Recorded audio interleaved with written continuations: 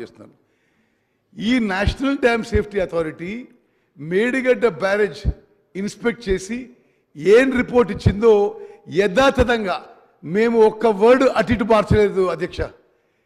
వాళ్ళు ఏం చెప్తే అది మేము యావత్ తెలంగాణ ప్రజానీకానికి తెలియజేయాలని చెప్పి ఆ ఎన్డిఎస్ఏ రిపోర్ట్ ఒక ఎక్సెప్ట్స్ ఇందులో మేము మరి మీ ద్వారా సభ్యులందరికీ ప్రజలందరికీ తెలియజేస్తారు.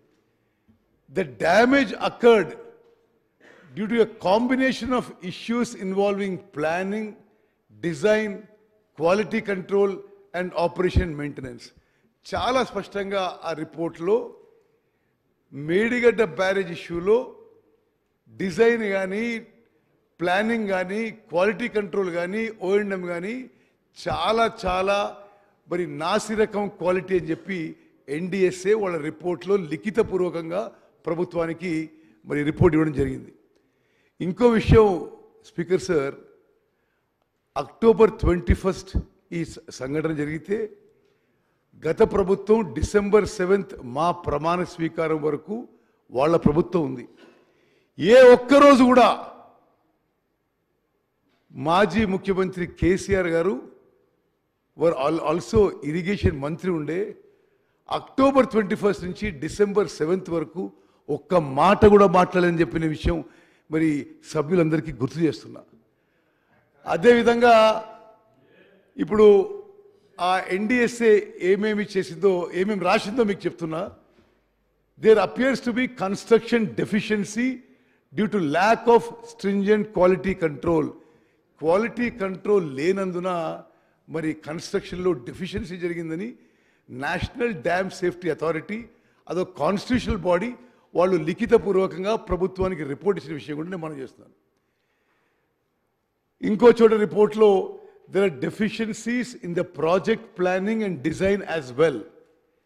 The barrage has been designed as floating structure but constructed as rigid structure. మరి ఎంత లోపం జరిగిందో దీని ద్వారా సభ్యులందరికీ గమనించాలని చెప్పి నేను మనం చేస్తాను. అదేవిధంగా 2019లో ఈ బ్యారేజ్ పనులు పూర్తయితే ఏమీ ఇన్స్పెక్షన్ కానీ మెయింటెనెన్స్ కానీ 3-4 ఏళ్ళు ఏమీ జరగలేని విషయం కూడా మరి ఎన్డిఎస్ఏ రిపోర్ట్ తెలియజేస్తుంది. అదేవిధంగా Telangana state dam safety organisation వాళ్ళని ఎన్డిఎస్ఏ ఇది జరగకముందే pre monsoon post monsoon checks చేయాలని చెప్పి లిఖితపూర్వకంగా ఇచ్చిన తెలంగాణలో ఇరిగేషన్ శాఖ ఆ స్టేట్ డ్యామ్ సేఫ్టీ ఆర్గనైజేషన్ ఈ చెక్స్ చేయలేని విషయం కూడా నేను మనం చేస్తున్నా. ఈ 3-4 ఏళ్లలో అనేక సందర్భాల్లో అంటే ఎవరికి తెలియని విషయాన్ని కూడా కాదు, ఎల్ఎన్టీ ఏజెన్సీ అనేక లెటర్స్ రాసింది. అక్కడ కింద స్థాయి ఇంజనీర్లు అనేక లెటర్స్ రాశారు. అందరి చూస్తుండగానే మరి పూర్తి నిర్లక్ష్యంతో ఈ బ్యారేజ్ ఇప్పుడు కొలాప్స్ అయ్యే పరిస్థితి వచ్చిందని చెప్పి నేను మనవి చేస్తాను. The barrage under the present condition is rendered useless. ఇది ఎన్డిఎస్ఏ రిపోర్ట్లో మేము తీసిన ఎక్సెప్ట్. నెక్స్ట్ అదేవిధంగా వాళ్ళు ఏమన్నారంటే అదే టెక్నాలజీ అదే మెటీరియల్ అదే సాయిల్ స్ట్రెంగ్త్తో మొత్తం బ్యారేజ్ నిర్మించబడింది. అదేవిధంగా అన్నారం సుందిల్ల బ్యారేజీలు నిర్మించబడ్డాయి. అందుకోసమే లిఖితపూర్వకంగా మేము చెప్తున్నాం, ఇప్పుడు మీరు ఆ రిజర్వాయర్స్ నింపొద్దు అనే విషయం నేషనల్ డ్యామ్ సేఫ్టీ అథారిటీ మన ప్రభుత్వానికి సలహా ఇచ్చిన విషయం కూడా నేను మనం చేస్తాను. అదేవిధంగా